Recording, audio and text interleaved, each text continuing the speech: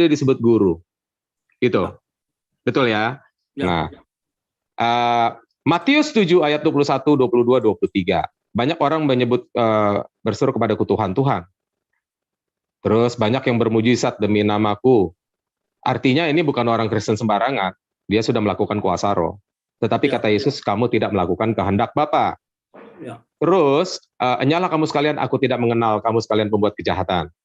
Nah, kita ambil kata di sini adalah mereka tidak melakukan kehendak Bapa, mereka tidak dikenal Yesus. Jadi kalau mau dikenal Yesus harus melakukan kehendak Bapa. Nah, apa itu kehendak Bapakku? Ada di Yohanes 6 ayat 40. Inilah kehendak Bapakku, barang siapa melihat anak dan percaya kepadanya. Melihat anak dan percaya kepadanya. Saya rasa literal itu sudah cukup. Nah, lalu Filipus dikatakan, dia minta tunjukin Bapa, dia minta lihat Bapa itu. Tetapi kata Yesus apa? Barang siapa melihat aku, ya telah melihat Bapa. Jadi, itulah kehendak Bapa. Barang siapa melihat anak dan percaya kepadanya. Nah, karena Filipus minta lihat Bapa, Yesus bilang barang siapa melihat aku, ya telah melihat Bapa. Nah, karena dia bertanya seperti itu, maka dia tidak kenal, kata Yesus. Maka kita kembali kepada Matius 7 ayat 23 tadi. Nah, jadi kajian yang saya ambil di sini adalah total skriptura. Saya berdiskusi dengan Deking Adas sendiri yang berkata total skriptura ya, selain sola skriptura oke. Saya pakai total skriptura.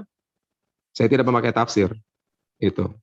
Jadi saya sudah cukup banyak belajar waktu di HKBP, waktu di Tiberias, waktu saya di Katolik 6 tahun. Saya rasa Alkitab sudah cukup jelas kok, Tuhan kita berbicara tidak sembunyi-sembunyi. Ketika Tuhan berbicara kepada para rasulnya, kamu berbicara dengan kiasan. Kenapa kamu berbicara dengan kiasan? Lalu Yesus berkata, aku akan ada waktunya, aku berbicara tidak lagi dengan kiasan. Jadi saya rasa di dalam Alkitab, segala yang alegoris atau figuratif, itu sudah Tuhan jelaskan. Begitu juga dengan akhir zaman. Sudah ditafsirkan, tidak perlu lagi hermeneutika segala macam. Kalau kita pakai kajian Ibrani, yaitu Pardes, Peshat, Deras, Remes, Sot. Itulah hermeneutika yang benar. Jadi harus dibaca secara literal. Gitu. Kalau literalnya nggak benar, pasti Sotnya, Pardesnya, Derasnya nggak benar. Itu aja. Makanya saya berani untuk berdiskusi dengan Yudaisme, dengan Mesianik, dan segala macam. Yang pakai bahasa asli itu. Karena saya lari ke literalnya, ke Peshat. Itu saya juga udah diskusi dengan Ibu Rita Wahyu. Gitu. Itulah, Mang. Sebenarnya simpel aja kok Tuhan itu bicara sebenarnya.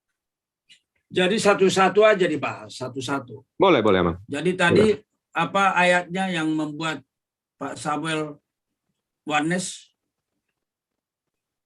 Adalah ketika Yesus berkata, barang siapa tidak percaya akulah dia, maka kamu mati di dalam dosamu. Siapakah engkau? Lalu dikatakan lagi oleh Yesus, dia yang mengutus aku. Jadi dia di situ yang kata Yesus, akulah dia, adalah dia yang mengutus. Lalu di ayat lain berkata, jangan dulu. Satu-satu. Oke.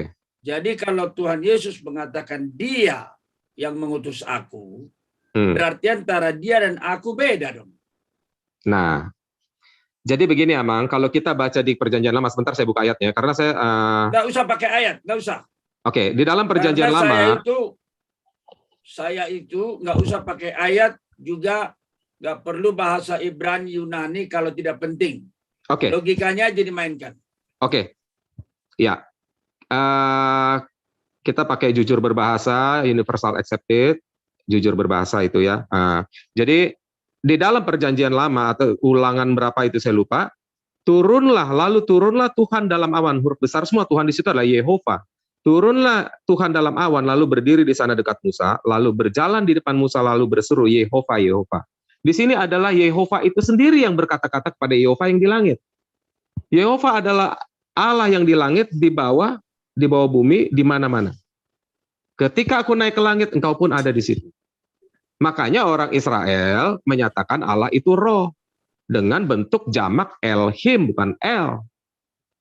Yaitu bentuk jamak. Iya. Jadi Elohim itulah yang mengatakan, yang tadi Pak Samuel katakan itu, ya di satu sisi dia adalah Esa, itu kan ulangan itu. Tapi di sisi lain dia itu adalah pribadi yang berbeda. Makanya Elohim. Jadi kalau kita baca misalnya Yohanes 10 ayat 30, dalam terjemahan bahasa Yunani atau bahasa Inggris benar, I and the Father are one. Nah, kenapa dia pakai are? Karena jamak Elohim. Kenapa dikatakan one? Karena kesatuan. Gitu.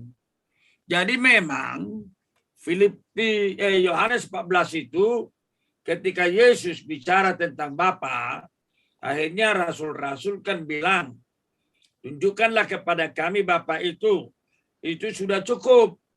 Nah, Tuhan sedih berkata, telah sekian lama engkau bersama aku, Filipus, apakah engkau tidak tahu bahwa aku di dalam Bapa, Bapa di dalam aku?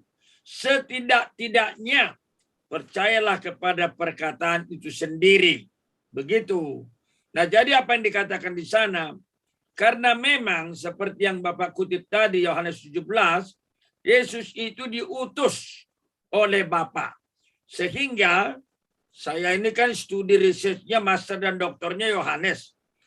Kalau Bapak membaca Yohanes pasal 1, ayat 1, ayat 14 dan 18, di sana ada kristologi yang luar biasa dalamnya.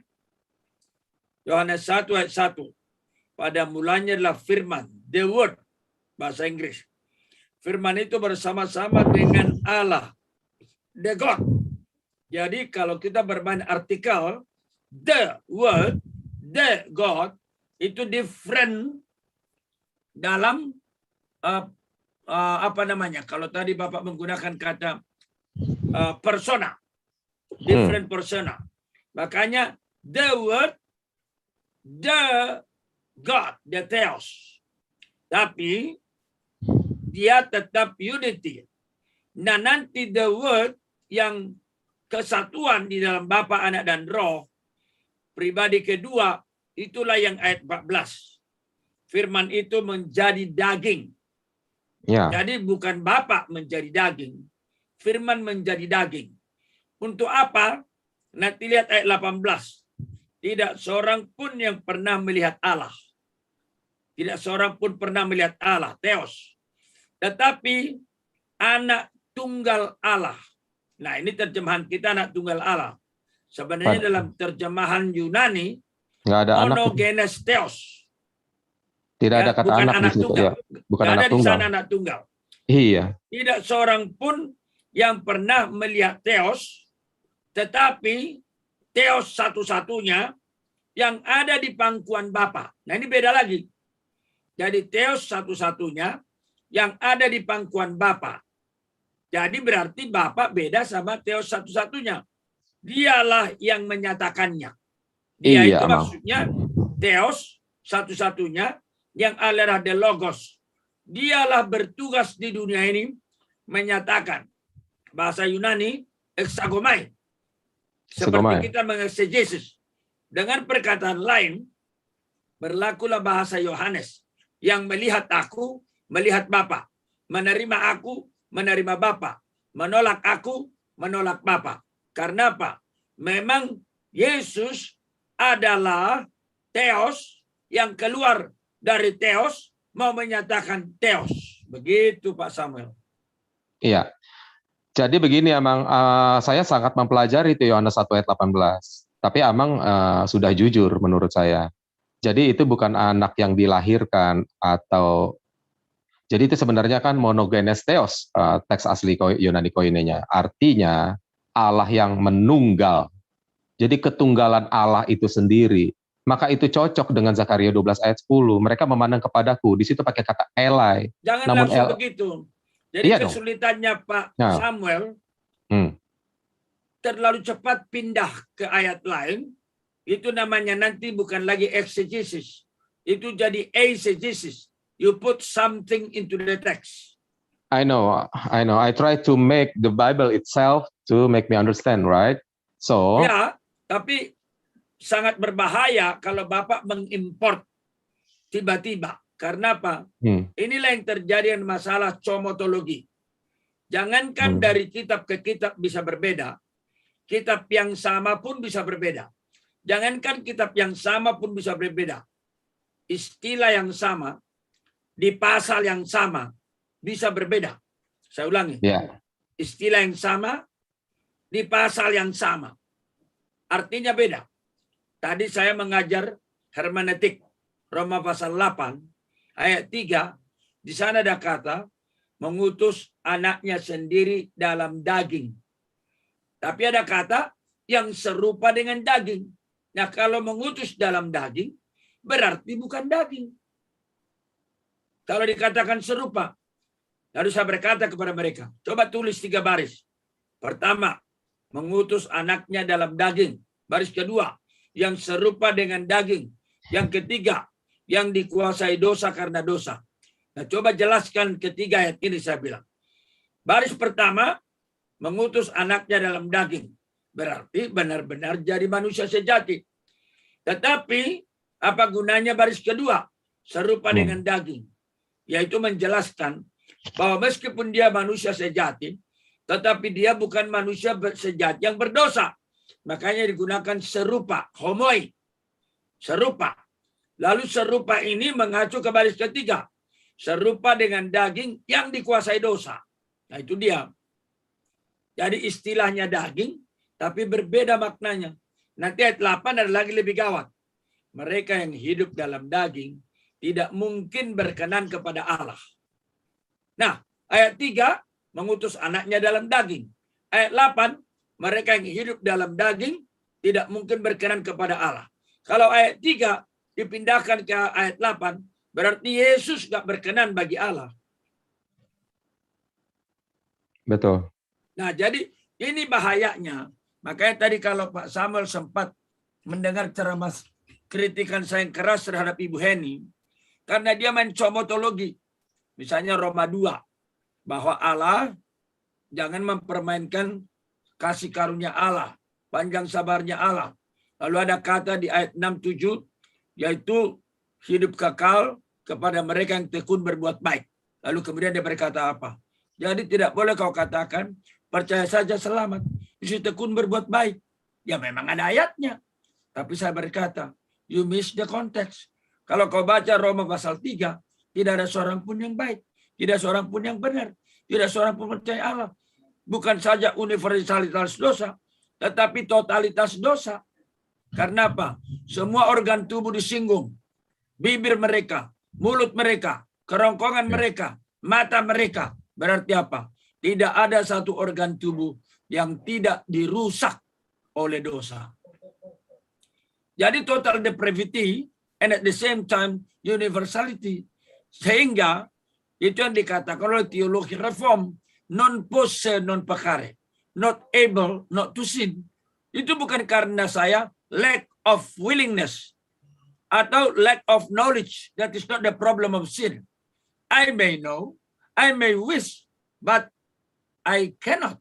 Itu yang dikatakan Martin Luther, we are enslaved by sin, the bondage of the will. Begitu. Jadi ketika Ibu Heni mengutip Roma 2, dia lupa ada Roma 3. Dia lupa ada Roma 4. Roma 4 berkata, tidak ada seorang pun yang benar, seorang pun tidak. Sunat tidak menyelamatkan, perbuatan baik tidak menyelamatkan, ritual tidak menyelamatkan. Ya, belum lagi ada ayat berkata jika seandainya hukum Taurat bisa membenarkan satu orang. Kan kata Paulus begitu. Itu dia. Tapi dia itu bisa dibenarkan Pak Samuel karena dia main comotologi. Jadi dia bilang Roma 2, itu benar. Itu masalahnya. Nggak total skriptura berarti. Jadi kemudian tadi dia berkata, Filipi pasal 2, tetaplah kerjakan keselamatanmu dengan takut dan gentar. Nah kalau tidak, nggak bisa. Makanya dia keluar 3 jalan menuju surga. Jadi poinnya saya, makanya saya katakan, ketika saya mendengar video-video Pak Samuel, saya melihat ini kelihatannya bukunya yang salah. Sehingga penjelasannya Pak Samuel diyakinkan oleh orang-orang Oneness. Sekiranya Bapak membaca bukunya Miller Erickson secara bertahap, saya sangat yakin you are more than able to grasp the meaning. Ya, Amang, saya menjadi seorang Oneness mengenal Yesus sebagai Bapa itu sendiri, bukan karena orang Oneness. Tidak. Saya tahun 91 itu bertemu dengan Yesus. Dan Iya, waktu saya, iya, bagus kan? jadi Itu bukan kesaksian karena itu. Bapak itu bagus. Cuman Iya, kan pengalaman bersama Yesus kan tidak sama dengan memahami ajaran Yesus. masalahnya begini, Amang. Hal-hal seperti ini tidak dikenal oleh Yudaisme yang sudah menjadi Kristen. Betul. Lah, Itu sebabnya orang Yahudi sampai sekarang menolak Yesus. bukan, Amang. Amang salah. Ini konsep seperti ini, Trinitas ini, Triados, ini tidak diterima oleh Yahudi yang sudah menjadi Kristen, Amang. Bukan Yahudi Ortodoks, bukan. Ngerti, Amang ya? Saya di Maroko 5 tahun. Saya berdiskusi dengan orang-orang Yahudi, bahkan Kabbalah, bahkan Yahudi Mesianik yang sudah menerima Yesus sebagai Tuhan. Nah, jadi di sini ada kesalahan yang saya lihat. Oke lah, saya memframing lah ya. Yang saya lihat di sini, ketika bapak-bapak gereja terlahir dari orang-orang Yunani. Nah, filsafat Stoa yang sudah hadir 4 abad sebelum Yesus lahir, itu benar. Tapi bukan dalam mengkaji keteologian atau keilahian daripada Tuhannya orang Israel. Sementara Stoisme lahir dari keteologian paganis. Lalu ketika dia menemukan, contohnya seperti ayat di dalam Alkitab Perjanjian Lama, lalu Tuhan turun dalam awan, lalu Tuhan berseru kepada Tuhan. Tuhan bisa berbicara kepada Tuhan, karena dia rohnya tidak terhingga. Makanya dia disebut Elohim. Nah, jadi di sini orang-orang Yunani yang pagan, yang tidak pernah mengenal Tuhannya secara pribadi, bahkan Tuhannya tidak pernah berbicara dengan mereka, memandang keilahiannya orang-orang Israel itu dengan cara pandang dia. Saya tidak menyatakan Stoa salah. Dalam Undang-Undang 45 kita atau anak-anak sarjana hukum sekarang pun juga melakukan sebagai praktisi Stoaisme, benar. Gitu. Tapi dalam memandang keilahian orang Israel itu tidak boleh dilakukan dengan memakai pandangan Stoa. Makanya Tertullianus memprotes apa urusan Yunani dengan gereja di Yerusalem. Tidak boleh mengintervensi pengertian keteologian. Tetapi Tertullianus sendiri malah blunder, dia malah membuat keputusannya padahal dia sendiri orang Stoa. Itu enggak, buat saya tidak objektif apa yang dilakukan Tertullianus. Tetapi saya mengakui Tertullianus berjiwa besar, dia keluar dari gagasannya. Dia tinggalkan gagasan itu, lalu dilanjutkan oleh Athanasius, sampai akhirnya ketemu Eusebius sama Arius. Dia bergabung dengan sekte Montanis Pentakostal pada saat itu. Tahun 206. Nah, itu loh Amang sebenarnya. Jadi, kalau tadi kita kembali lagi ke Yohanes 1 ayat 18, di situ ketunggalan Allah.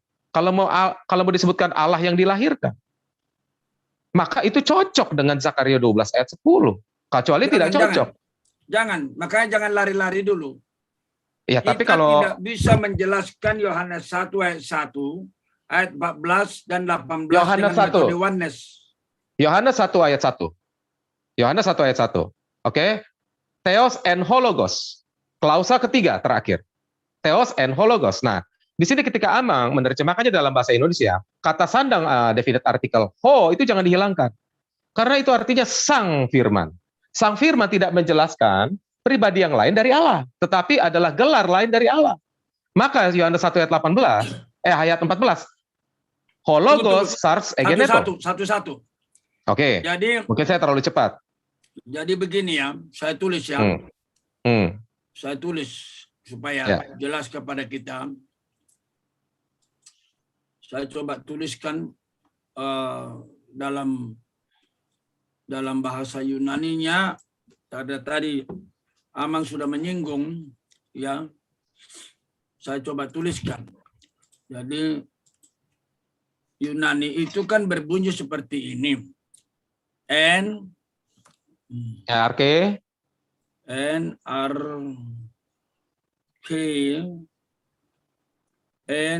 ho logos,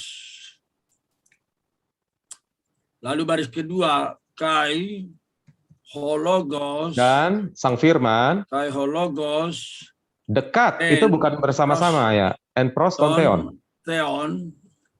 lalu kai theos dan en hologos ya. Nah, jadi kalau kita lihat di sini baris pertama ini bicara soal logos, bukan? Ya. Logos sudah ada sejak kekekalan, kan? Ya.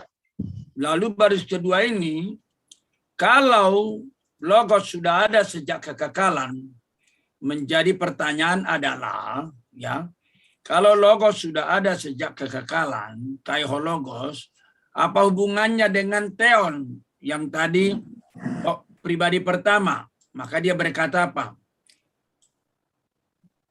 Hologos itu berarti artikel sendiri, lalu tonteon artikel sendiri, berarti sama-sama menunjuk pribadi, lalu digunakan kata was, ya, was in the fellowship with the God and pros. Dekat, ya.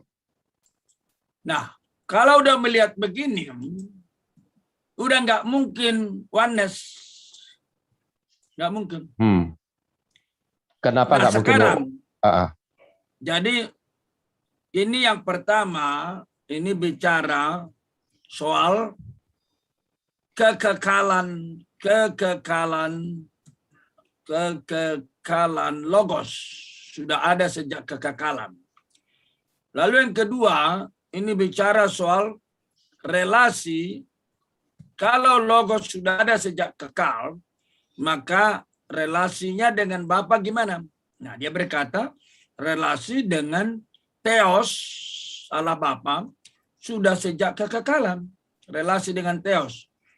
Nah, kalau dia sudah ada sejak kekekalan dan bersama dengan Allah Bapa sejak kekekalan, siapa dia?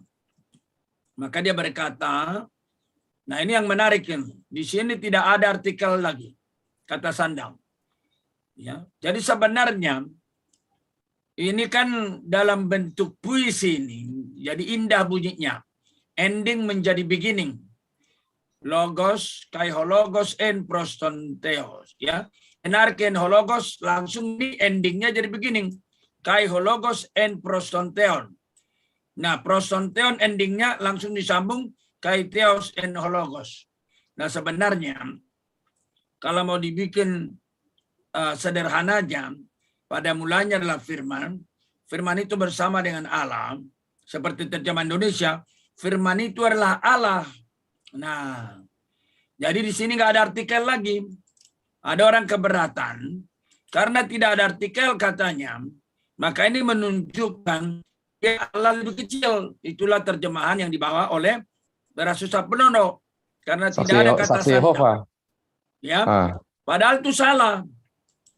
Jadi yang mau dikatakan di sini adalah apa? Kalau Yesus sudah ada sejak kekekalan dan Yesus sudah bersama Bapa sejak kekekalan, who is he? Maka dia berkata, Yesus itu yang adalah logos ini di baris pertama, dia sendiri adalah Allah. Allahnya bentuk tunggal apa bentuk jamak di sini? Allah. Tunggal. Tunggal. Oke. Tunggu ya sebentar ya. Oke. Yesus itu adalah Allah. Bukan, jadi yang mau dikatakan di sini bukan manusia. Bukan malaikat. Bukan setan, bukan pribadi lain, bukan makhluk lain. Tapi dia, jadi kalau ada jenis manusia, malaikat, dan Allah, maka dikatakan dia bukan dalam kelompok manusia. Dan dia ada dalam kelompok Allah. Insiden begitu otentik menurut sumber-sumber terawal dari sejarah Islam itu sendiri. Itu suara Deking Adas bisa dihilangkan dulu. Cocok dengan Ulangan 18 ayat 18. Tapi cocok. Iya, itu suara guru saya itu Deking Adas tuh, yang ngajarin saya harus tota scriptura.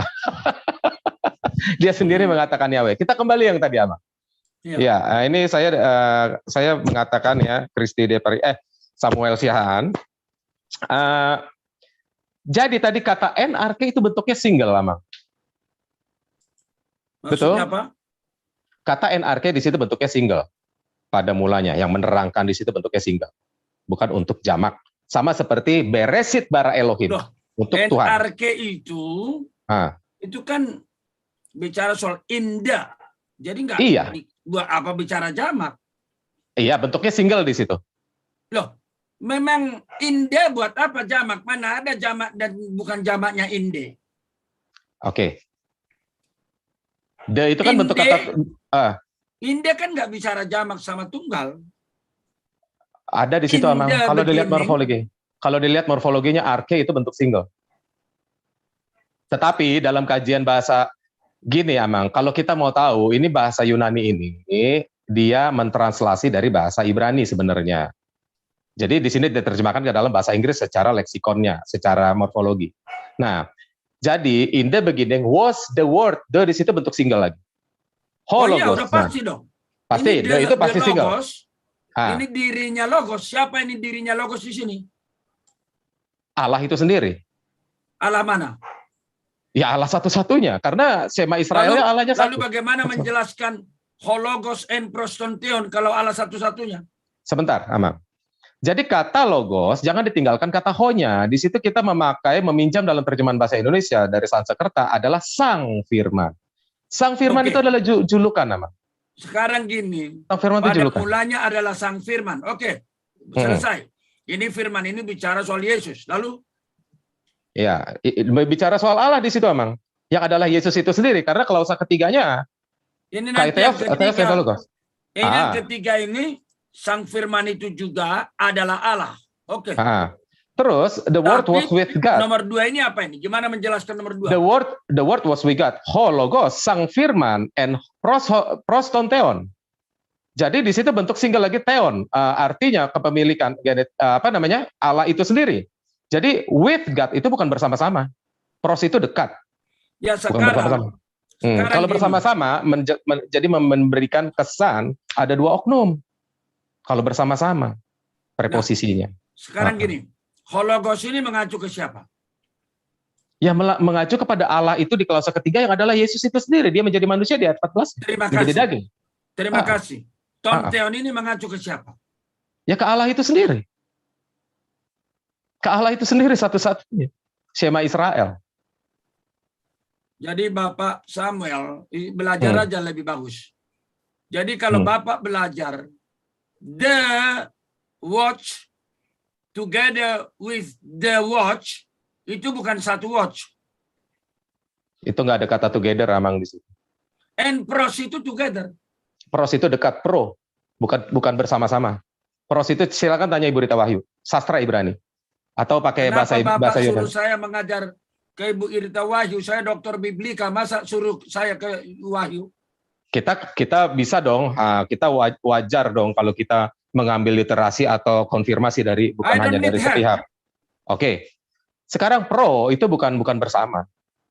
Diterjemahkan di dalam bahasa Inggrisnya with, bukan together. Oh iya, with. Iya. With bukan together. Kalau with ya oke. Saya setuju sekarang. Ya, jadi the word was tadi Bapak bilang apa with ya? With, ya. With the God kan? With the God, ya. Nah, lalu the word ini satu diri. With the itu berarti diri lain dong.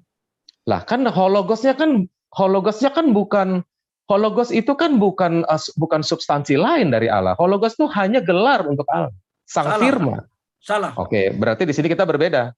Ya, berbeda dan salah. Kita berbeda. Ya. Maka jadi di sini the word ini dialah yang menjadi manusia ayat 14. Jadi bukan Allah itu sendiri. The word itu juga Allah. Tapi jadi bukan ada berapa Allah? Bapa. Berarti ada dua Allah. Bukan dua Allah. Dua di sini substansi. kesulitan Bapak memang. Allah Bapa, Allah Anak, Allah Roh. Bagi kalian itu berarti 3 Allah. Padahal tidak. Esensi daripada Allah itu memang Bapa, Anak, dan Roh sejak kekekalan. Iya, sekarang masalahnya begini, Amang. Sekarang gini.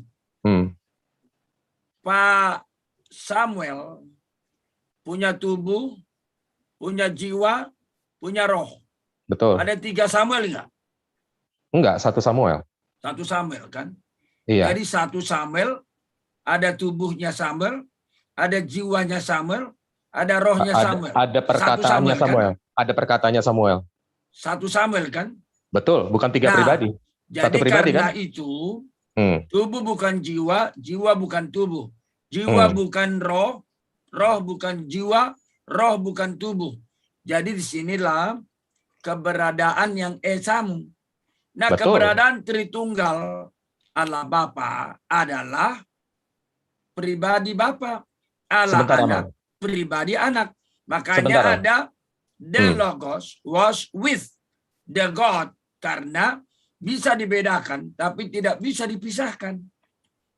Kalau tidak bisa dipisahkan, ya Bapak itu sendirilah di dalam anak. Kenapa susah?